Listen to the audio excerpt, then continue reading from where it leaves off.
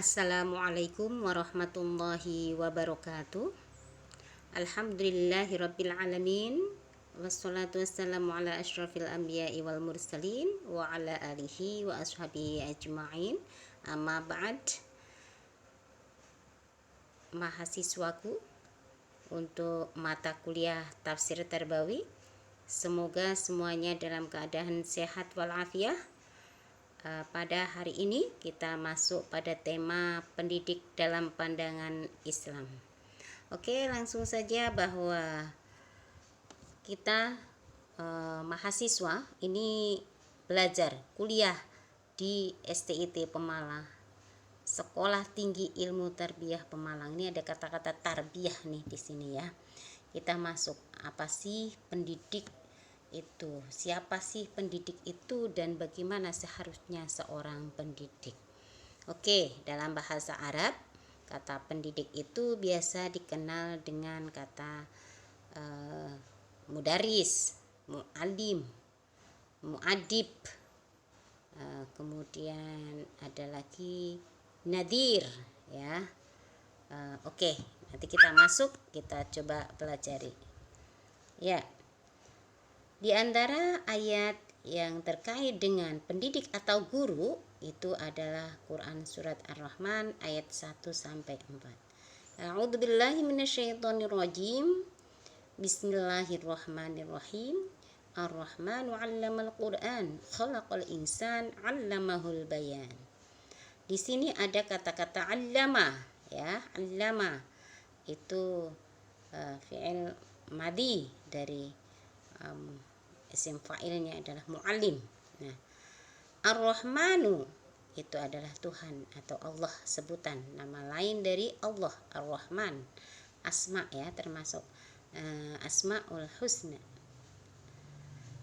Kemudian di sini ada Allah yang Maha Pemurah, Allamal Quran, yang telah mengajarkan Al-Quran, Khalaqal insan, dia menciptakan manusia dan mengajarkannya pandai berbicara.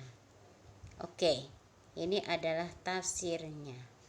Maka di sini Allah itu adalah pendidik pertama dan utama. Ya. Dalam ayat lain dalam surat Al-Baqarah itu ketika Allah mengajarkan kepada Nabi Adam asma-asma apa yang ada di langit dan di bumi. Wa'allama Adamal asma'a kullaha. Nah, di sini ya, Allah itu sebagai pendidik dari Nabi Adam itu sendiri dan juga kepada para nabi. Allah memberikan wahyu kepada para nabi melalui malaikat Jibril. Maka bisa dikatakan juga bahwa malaikat Jibril sebagai perantara juga adalah sebagai pendidik. Nah, ini ayat lain yang bermunasabah adalah Quran surat An-Najm ayat 56. Hadza nadhirum min nuduril ula. Jadi Nabi Muhammad adalah seorang pemberi peringatan di antara pemberi-pemberi peringatan yang terdahulu, di antara nabi-nabi yang terdahulu. Ini adalah tafsirnya. Nah, kemudian ayat yang lain adalah Quran surat An-Nahl ayat 43-44. Wa ma arsalna min qablika illa rijalan nuhi ilaihim fas'alu ahla dzikri in kuntum la ta'lamun bil bayyinati waz zubur wa anzalna ilaika dzikra litubayyin lin-nasi ma nazala ilaihim wa la'allahum yatafakkarun. Jadi ini juga menceritakan atau berisikan tentang Allah itu memberikan wahyu-wahyu kepada para nabi-nabi ya, tidak hanya kepada Nabi Muhammad saja. Dan kami tidak mengutus sebelum kamu kecuali orang-orang lelaki yang kami beri wahyu kepada mereka. Maka bertanyalah kepada orang yang mempunyai pengetahuan. Ya, orang yang mempunyai pengetahuan tentang nabi dan kitab-kitab. Ya, jika kamu tidak mengetahui. Ya, dalam sabab nuzulnya itu adalah ada golongan yang tidak meyakini atau mempercayai tentang kenabian dari Rasulullah Muhammad. keterangan-keterangan mukjizat dan kitab-kitab, dan kami turunkan kepadamu Al-Quran agar kamu menerangkan pada umat manusia apa yang telah diturunkan kepada mereka dan supaya mereka memikirkan. Ini terjemahan dari Quran Surat An-Nahl ayat 43 dan 44. Ini adalah tafsirnya dari ayat tersebut. Ya, intinya hampir sama dengan terjemah tersebut. Oke, selanjutnya adalah Quran Surat Al-Kahfi ayat 66. Ini adalah bukti bahwa Nabi itu sebagai pendidik, ya. Setelah Allah Subhanahu wa taala, kemudian malaikat Jibril, para nabi, ya. Para nabi, ada Nabi Muhammad, Nabi Adam, dan ini ada Nabi Khidir. Nabi Khidir itu juga adalah pendidik untuk Nabi Musa. A'udzubillahi minasyaitonirrajim. Qala lahu Musa hal attabi'uka ala an tu'allimani mimma 'ullimta rusyda. Nah, ini ketika dalam kisahnya Musa berkata kepada Khidir, "Bolehkah aku mengikutimu supaya kamu mengajarkan kepadaku ilmu yang benar di antara ilmu-ilmu yang telah diajarkan kepadamu?" Untuk lebih lengkapnya bisa dibaca cerita antara kisah Nabi Khidir dan Nabi Musa. Oke, ini adalah tafsirnya ya. Kita masuk pada pengertian dari guru sebagaimana yang tadi sudah saya sebutkan, bahwa dalam khasanah pemikiran Islam, pendidik memiliki beberapa istilah seperti ustadz, mu'alim, mu'adib, murabbi. Nah, beberapa istilah untuk sebutan pendidik itu terkait dengan beberapa istilah untuk pendidikan.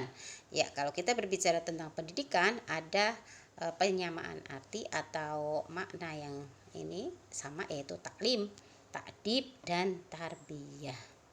Oke, ini adalah pengertian tarbiyah.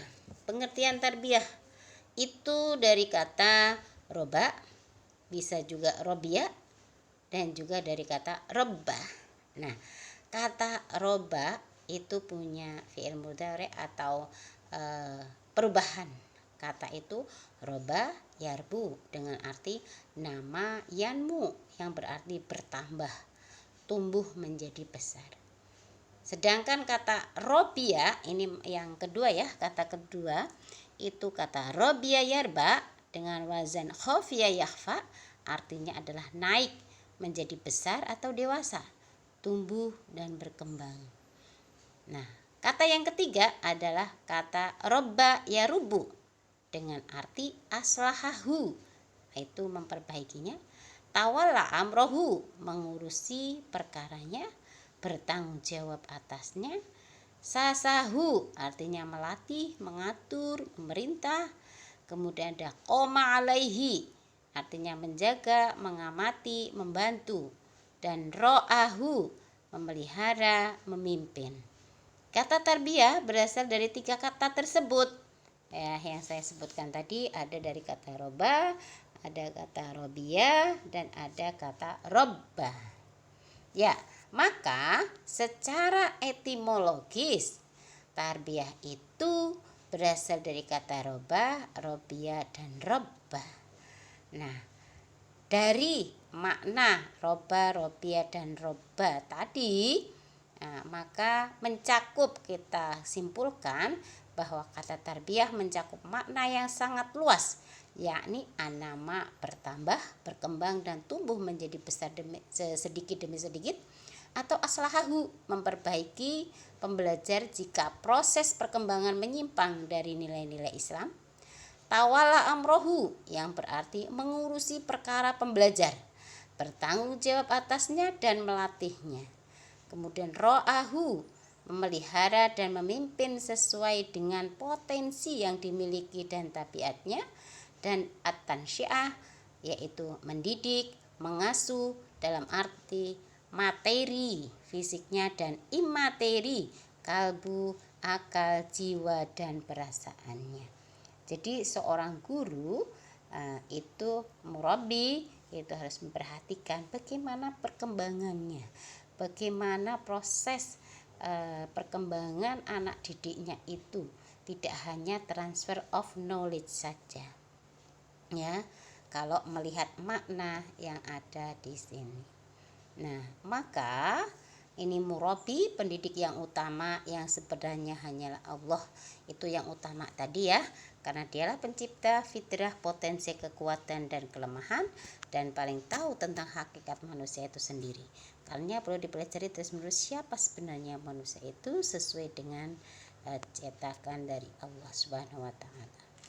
Nah, ini pertumbuhan dan pengembangan secara sempurna semua dimensi manusia, baik materi, fisiknya maupun imateri, seperti akal, hati, kehendak, kemauan adalah tanggung jawab manusia sebagai fungsi hamba Tuhan. Dalam surat Ad-Dariyah ayat 5156, yaitu wa ma khalaqtul jinna wal insa illa liya'budun. Jadi manusia itu sebagai hamba Allah dan juga khalifah fil ard, khalifatullah. Itu dalam surat Al-Baqarah ayat 30.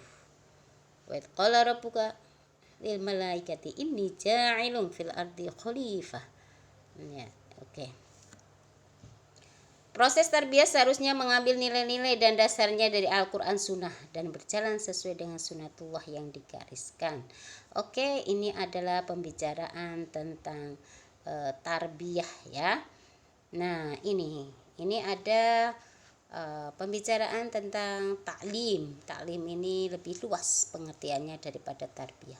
Pertama, ketika mengajarkan baca Al-Quran kepada kaum muslimin, Rasulullah SAW tidak terbatas pada membuat mereka sekedar dapat membaca, melainkan membaca dengan perenungan yang berisikan pemahaman, pengertian, tanggung jawab, dan kemudian penanaman amanah sehingga terjadi pembersihan diri atau tazkiyah dari segala kotoran, menjadikan dirinya dalam kondisi siap menerima hikmah.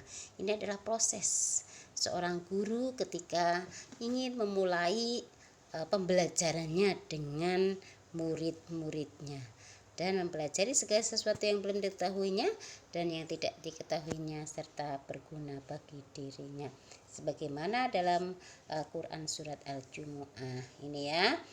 Jadi kedua taklim tidak berhenti hanya kepada pencapaian pengetahuan saja.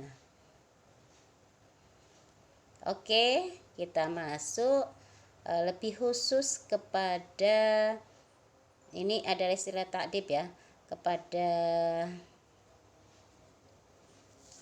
pendidik. Tapi sedikit ini tentang ta'dib. Jadi istilah ini mencakup unsur-unsur pengetahuan ilmu pengajaran, taklim dan pengasuhan baik tarbiyah. Istilah ta'dib dapat mencakup beberapa aspek yang menjadi hakikat pendidikan yang saling terkait seperti ilmu, keadilan, kebajikan, tindakan, kebenaran, nalar, jiwa, hati, akal, dan derajat, simbol, dan adab gitu ya. Oke. Kenapa sih kata tarbiyah itu terpilih untuk pendidikan Islam? Karena tarbiyah ternyata dapat diperluas dari makna semantiknya. Yang kedua, tarbiyah lebih umum dapat diterima oleh masyarakat, terutama masyarakat muslim di Indonesia. Yang ketiga, nilai sosial atau istilah tarbiyah lebih umum diterima dalam situasi lokal tertentu daripada nama taklim atau sebutan ya, taklim maupun ta'dib. Oke. Ini surat Ar-Rahman 14. Kita masuk lagi. Kita tinggalkan ini. Nah, seorang guru nih, tadi itu bahwa yang pertama adalah Allah, kemudian malaikat, kemudian para nabi. Ada hadis bahwa al-ulama'u warasatul anbiya. Jadi ulama itu adalah penerus para nabi. Maka ulama itu adalah sebagai pendidik ya, pendidik setelah para nabi. Oke. Tugas mendidik tidak berhenti dengan wafatnya nabi, melainkan diteruskan oleh seluruh umatnya yang beriman dengan cara meneruskan risalahnya kepada umat manusia. Sebagaimana firman Allah dalam surat Ali Imran ayat 79, maka nali basyarin ayyutiyahullah alkitab wal hukmah wan nubuwah tsumma yaqulu lin-nasi kunu ibadan li min dunillah walakin kunu rabbaniyin bima kuntum ta'lamun alkitab wa bima kuntum ta'lamun. Kemudian alkitab ada kata-kata wa bima kuntum tadrusun gitu ya. Jadi tidak wajar bagi seorang manusia yang Allah berikan kepadanya kitab, hikmah dan kenabian, lalu dia berkata kepada manusia, hendaklah kamu menjadi penyembah-penyembahku, bukan menyembah Allah, akan tetapi hendaklah kamu menjadi orang-orang yang Rabbani. Nah, perlu di sini digarisbawahi adalah Rabbani, karena kamu selalu mengajarkan Alkitab dan disebabkan itu kamu tetap mempelajarinya. Nah, ini kata Rabbani dalam ayat di atas terambil dari kata Rob yang memiliki makna antara lain pendidik dan pelindung. Jika kata ini berdiri sendiri, maka yang dimaksud tidak lain adalah Allah memang. Namun karena mendapat ziyadah alif dan nun, maka yang dimaksudkan adalah sifat. Mereka yang dianugerahi kitab, hikmah, dan kenabian menganjurkan semua orang agar menjadi Rabbani, dalam arti semua aktivitas, gerak, dan langkah, niat dan ucapan kesemuanya sejalan dengan nilai-nilai yang dipesankan oleh Allah Subhanahu wa Ta'ala yang Maha Pemelihara dan Pendidik itu. Seorang Rabbani menurut ayat ini paling tidak melakukan dua hal. Apa itu? Pertama, terus-menerus mengajarkan kitab suci, dan kedua, terus-menerus mempelajarinya. Jadi tidak hanya mengajarkannya, tapi juga dia mempelajarinya. Pengertian terus-menerus itu dipahami dari bentuk kata mudhari yang digunakan ayat ini untuk kedua hal tersebut. Oke. Tugas mendidik juga melekat kepada orang tua. Jadi setelah Allah, malaikat, para nabi, kemudian para ulama atau para ahli, itu juga orang tua ya. Orang tua adalah guru bagi anak-anaknya. Allah telah memberikan hikmah kepada Luqmanul Hakim. Ini sebuah contoh kisah ya.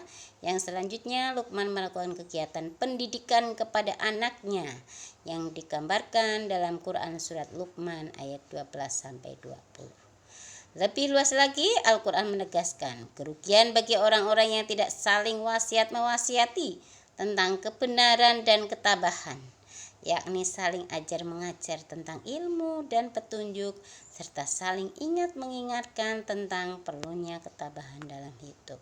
Sebagaimana dalam Quran surat Al-Asr ayat 1 sampai 3. Kita disuruh untuk watawasau bil haqq, watawasau bis sabr ya. Oke. Abdurrahman An-Nawawi menyarankan agar pendidik atau guru dapat melaksanakan tugasnya dengan baik supaya memiliki sifat-sifat. 1. Tingkah laku dan pola pikir guru bersifat Rabbani. Nah, tadi ya, sifat Rabbani itu mesti berpikir dan bertakwa kepada Allah. 2. Ikhlas. 3. Sabar ya, ikhlas. Terkadang jadi guru apalagi di awal-awal pengabdian itu honornya hanya berapa, maka ikhlas ini sangat penting ya. Ketiga, sabar dalam menghadapi siswa, terkadang tidak sesuai atau tidak sesuai dengan ekspektasi kita ya, mungkin juga punya sifat melawan dan sebagainya. Keempat, jujur. Kelima, berilmu. Tentunya kalau seorang guru harus punya ilmu ya. Keenam, menerapkan metode yang bervariasi supaya anak didiknya tidak bosan. Ketujuh, mampu mengelola anak didik. 8. Mengetahui psikis anak didik. 9. Tanggap terhadap kondisi dan perkembangan dunia. 10. Adil. Nah, mahasiswaku, jadi untuk hikmah yang terkandung dari ayat-ayat di atas yang saya bacakan tadi, yang pertama adalah Allah adalah pendidik utama dengan sifat ar-rahmatnya. Allah telah mengajarkan Nabi Adam dengan nama-nama yang ada di alam ini, mengajarkan para rasul terhadap Nabi Muhammad untuk membaca Ar-Rahman, untuk membaca sesuai dengan surat Ar-Rahman ayat 1 sampai 4 dan juga surat Al-Baqarah.